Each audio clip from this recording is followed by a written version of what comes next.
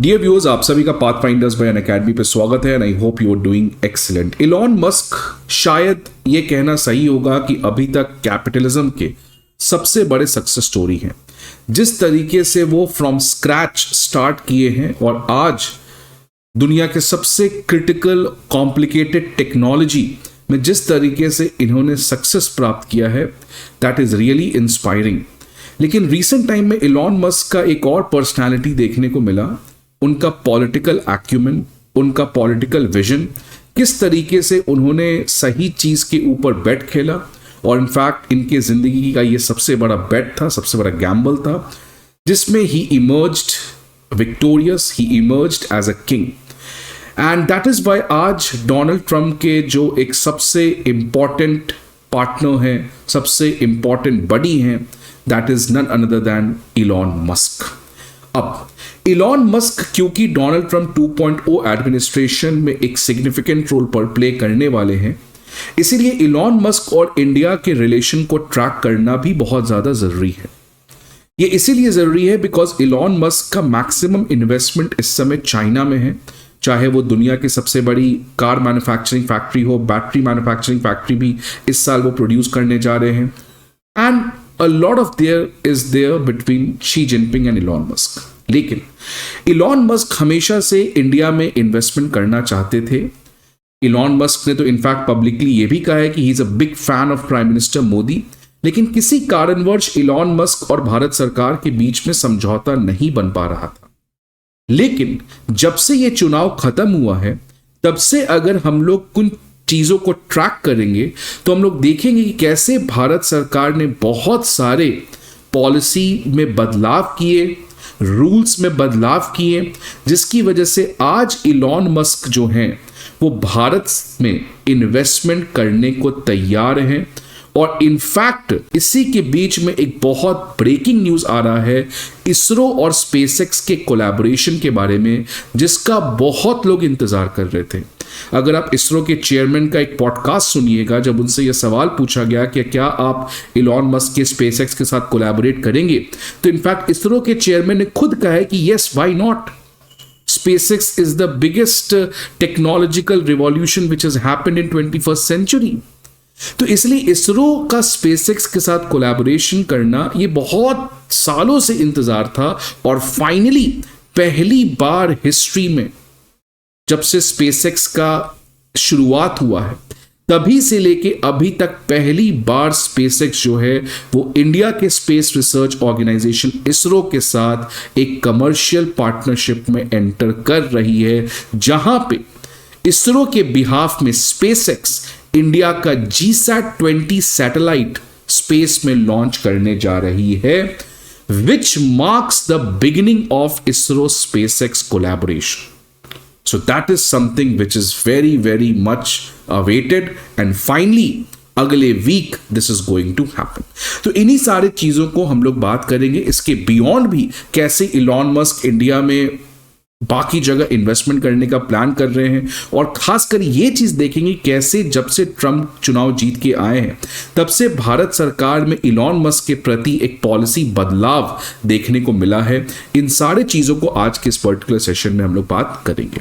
But पहले ये आज का न्यूज देखिए कि न्यूज है क्या कि इलॉन मस्क की जो कंपनी है स्पेसएक्स, उसने इसरो के साथ एक बहुत बड़ा समझौता किया है, जहां इसरो का GSAT-20 communication satellite Elon Musk की कंपनी स्पेसएक्स लॉन्च करेगी अपने फैल्कन 9 रॉकेट से, और ये अगले वीक होने जा रहा है। So the timing is also very special. आप देख सकते कैसे इलॉन मस्क अचानक एक तरीके का एंट्री किए हैं इंडिया में विद अ बैंग। अब ये क्यों सिग्निफिकेंट है? बिकॉज ये पहला कमर्शियल कोलैबोरेशन है इसरो और स्पेसएक्स के बीच में, और इनफैक्ट आप इसको ऐसे भी देख सकते हैं कि ये पहला डील है अंडर द अमेरिका के नए प्रेसिडेंट जो डोनाल्ड ट्रंप है उनके एडमिनिस्ट्रेशन के अंदर। ऑल्दो डोनाल्ड ट्रंप तो अभी प्रेसिडेंट चुन के ऑफिशियली आएंगे, उसमें टाइम लगेगा, लेकिन अभी से इस तरीके का एग्रीमेंट इलॉन मस्क के साथ करना, which is can be related, कि आप इसको ऐसे देख सकते हैं कि पहला इनफैक्ट डील है इंडिया का under the Donald Trump administration. तो इसीलिए ये बहुत सिग्निफिकेंट है और खासकर फ्यूचर में ये बताता है कि कैसे अमेरिका और इंडिया के बीच में जो अभी डिफेंस कोलैबोरेशन बहुत अच्छा है, इकोनॉमिक कन्वर्जेंसेस बहुत है, लेकिन स्पेस कोलैबोरेशन आने वाले टाइम में उतना ही स्ट्रॉन्गर होने वाला है जितना डिफेंस और इकोनॉमी में हम लोग कोलैबोरेट करते हैं। आगे बढ़ने के पहले स्टूडेंट्स, आप सभी के लिए एक इंपॉर्टेंट इंफॉर्मेशन कि हमारे बैचेस 20 नवंबर से करोल बाग, मुखर्जी नगर, प्रयागराज, पटना, चारों ब्रांचेस में स्टार्ट होने जा रहे हैं। Also at a very discounted and a special price of 59,999। सो आप प्लीज जाके वहां पे एनरोल करें। Unacademy IAS comprehensive GS course के अलावा CSAT ऐसे writing course, comprehensive current affairs, full and test series और ऑप्शनल जैसे कोर्सेज को भी प्रोवाइड करती है। इन सारे इंफॉर्मेशन के लिए आपको हमारे चारों ऑफलाइन ब्रांच में कहीं भी आप विजिट कर सकते हैं, या नहीं तो आप हमारे नए ऐप को डाउनलोड कर सकते हैं जहां पे आपको ये सारे इंफॉर्मेशन प्रोवाइड किए जाएंगे ना। क्यों आखिरकार इसरो, जो खुद बहुत एक सक्सेसफुल स्पेस रिसर्च ऑर्गेनाइजेशन है, उसको स्पेसएक्स को अप्रोच करना पड़ा? इसका रीजन ये है कि इसरो जो है वो लॉन्च करना चाहती थी GSAT-20 कम्युनिकेशन सैटेलाइट। अब GSAT-20 कम्युनिकेशन सैटेलाइट एक बहुत हैवी कम्युनिकेशन सैटेलाइट है जिसका वेट जो है वो 4 टन से भी अधिक है। लेकिन इसरो के पास जो इस समय सबसे हैवी रॉकेट है, जिसको LVM-3 कहते हैं, जिसको हम लोग बाहुबली या फैट बॉय भी कहते हैं, LVM-3 इंडिया का इस समय सबसे हैवी बूस्ट रॉकेट है। लेकिन इसकी लिमिटेशन है कि ये जिस सैटेलाइट को लिफ्ट कर सकती है, उस सैटेलाइट की मैक्सिमम वेट 4 टन होनी चाहिए अगर आपको इस सैटेलाइट को जियो स्टेशनरी ट्रांसफर ऑर्बिट GTO में ले जाना है तो। लेकिन क्योंकि GSAT-20 कम्युनिकेशन सैटेलाइट की जो वेट थी वो 4 टन से भी अधिक थी, इसीलिए इसरो को स्पेसएक्स को अप्रोच करना पड़ा। Now what is GSAT-20? GSAT-20 एक कम्युनिकेशन सैटेलाइट है जिससे इंडिया की कम्युनिकेशन कैपेबिलिटीज, एक डिवाइस से दूसरे डिवाइस के बीच में कम्युनिकेशन, ये काफी ज्यादा स्ट्रेंथन होगी, जिसकी वजह से हमारा ब्रॉडबैंड इंटरनेट, DTH टेलीविजन और इनफैक्ट सबसे इंपॉर्टेंट अचीवमेंट जिससे होगा वो है इन फ्लाइट इंटरनेट कनेक्टिविटी। अब आप फ्लाइट के अंदर भी इंटरनेट को यूज कर सकते हो। उसकी जो कॉस्ट है उसमें एक सिग्निफिकेंट रिडक्शन देखने को मिलेगी with the launch of GSAT-20 communication satellite. अब इसरो क्यों स्पेसएक्स के पास गया? क्या इसरो के पास और भी कोई ऑप्शन नहीं थे? इसके पहले इसरो अपने जितने भी ऐसे सैटेलाइट्स थे जिनकी वेट 4 टन से ज्यादा थी, वो हमेशा से इसरो वैसे सैटेलाइट्स को लॉन्च करने के लिए एरियान स्पेस की मदद लेता था, जो कि एक यूरोपियन स्पेस रॉकेट है।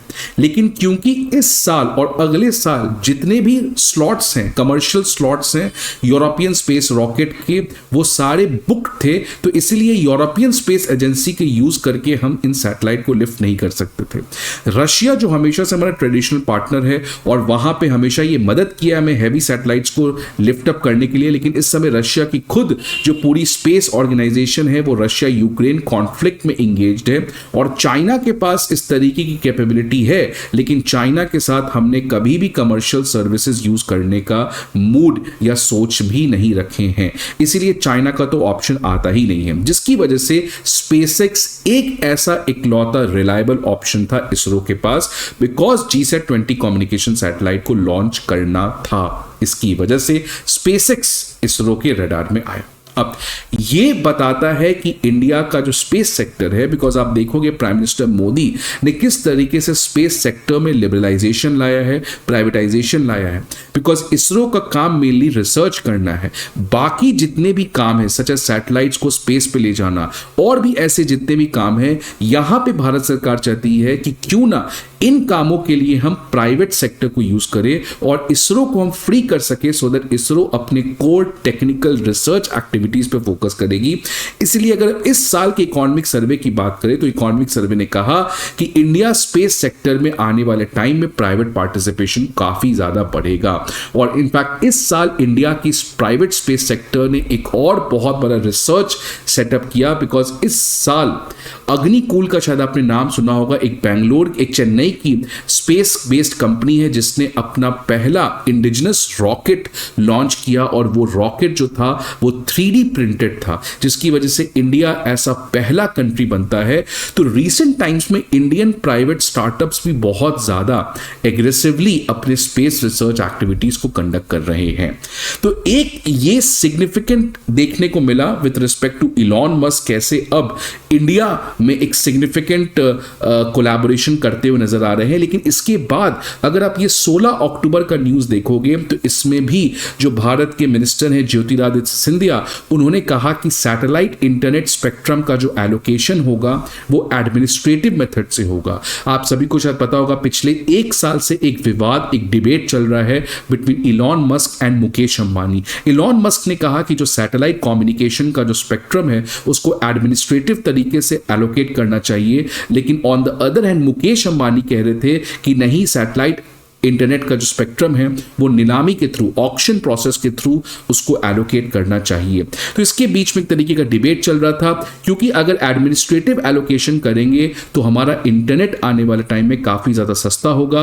और फाइनली भारत सरकार ने एक तरीके का ये चीज कहा है कि इलॉन मस्क जो कह रहे हैं एडमिनिस्ट्रेटिव एलोकेशन के थ्रू आवंटन करना चाहिए वो सही है। और अब भारत सरकार सैटेलाइट इंटरनेट स्पेक्ट्रम जो है जिसके थ्रू हम सैटेलाइट के थ्रू इंटरनेट यूज कर सकते हैं उसको एडमिनिस्ट्रेटिव एलोकेट किया जाएगा, जिसकी वजह से आने वाले टाइम में इंटरनेट कॉस्ट जो है वो आपके लिए घट सकता है। और ये बात प्रॉब्लम हो सकती है रिलायंस जियो कंपनी के लिए। तो अगेन एक तरीके का इलॉन मस्क का सिग्निफिकेंट विक्ट्री देखने को मिल रहा है यहां पे। और आने वाले टाइम में हो सकता है कि इलॉन मस्क की जो स्टारलिंक ग्रुप है वो internet based, satellite based internet में काफी एग्रेसिवली इंडिया को पुश करेगी। इसके अलावा अगर आप ये रीसेंट न्यूज देख सकते हैं 11 नवंबर 2024 का, कि भारत सरकार रिपोर्ट के हिसाब से पॉलिसी में बदलाव लाने जा रही है, जिसकी वजह से वो इलॉन मस्क की टेस्ला ग्रुप को और बाकी दुनिया भर की ईवी मेकर्स को इंडिया में अट्रैक्ट करेगी। सो आप देख सकते हैं बैक टू बैक, पहला इसरो के साथ, दूसरा इंटरनेट सैटेलाइट बेस्ड इंटरनेट और तीसरा टेस्ला। तो ये तीनों इलॉन मस्क की कोर कंपनी है और तीनों के प्रति भारत सरकार का अचानक बदलाव आना ये बताता है कि India wants to play with Elon Musk, and Elon Musk ने भी रेसिप्रोकेट किया है, वो भी इंडिया में इन्वेस्टमेंट करना चाहते हैं। सो आने वाले टाइम में ये श्योर है कि इलॉन मस्क जो है वो एक बहुत बड़ा फैक्टर प्ले करेंगे अमेरिका के एडमिनिस्ट्रेशन में। लेकिन इलॉन मस्क अभी चाइना पे बहुत ज्यादा डिपेंडेंट है, वो चाइना से ऑब्वियसली अपने आप को निकालना चाहेंगे, बिकॉज अमेरिका चाइना की राइवलरी बढ़ेगी। उस केस में इलॉन मस्क हो सकता है इस ट्रंप 2.0 एडमिनिस्ट्रेशन में अपना लेवरेज, अपना पावर और अपना बार्गेनिंग स्ट्रेंथ यूज करके इंडिया में सिग्निफिकेंट इन्वेस्टमेंट कर सके, सो दैट इलॉन मस्क का चाइना डिलेमा दूर हो सके। तो आपको क्या लगता है आने वाले टाइम में किस हद तक इलॉन मस्क आगे बढ़ सकते हैं? क्या ये देश और दुनिया के लिए खतरा है कि इतने बड़े बिजनेसमैन को इतना ज्यादा पॉलिटिकल पावर भी दिया जाए? क्या इलॉन मस्क आने वाले टाइम में इंडिया के लिए चैलेंजेस भी क्रिएट कर सकते हैं? आपका क्या ओपिनियन है आप जरूर कमेंट बॉक्स बताएं। वीडियो अच्छा लगे तो लाइक जरूर करिएगा। See you again in the next video, till then good bye.